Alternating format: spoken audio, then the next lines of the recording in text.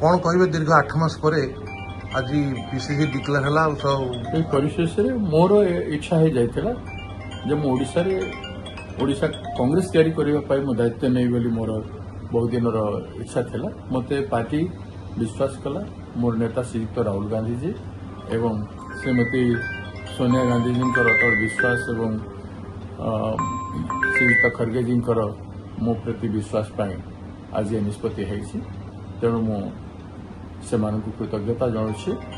और समस्त कांग्रेस जन को मो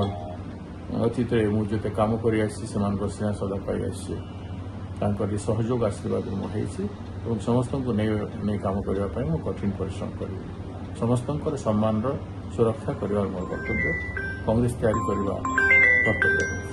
आप निश्चित भाव गोटे बड़ चैलेंज हम जेहेतु बीजेपी सरकार अच्छी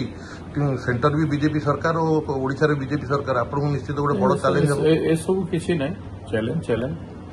एवं प्रत्येक चैलेंज को आम विचार करके हम उचित पदक्षेप करूँ गांधीवादी चरित्र रे शांतिमय हिसाब से अहिंसात्मक विचारधारा को धरिकी व्यापक संगठनात्मक कार्यक्रम हम प्रत्येक नेरेटिव को लेकिन इश्यू को लेकिन आसंता दिन में कांग्रेस तैयारी कर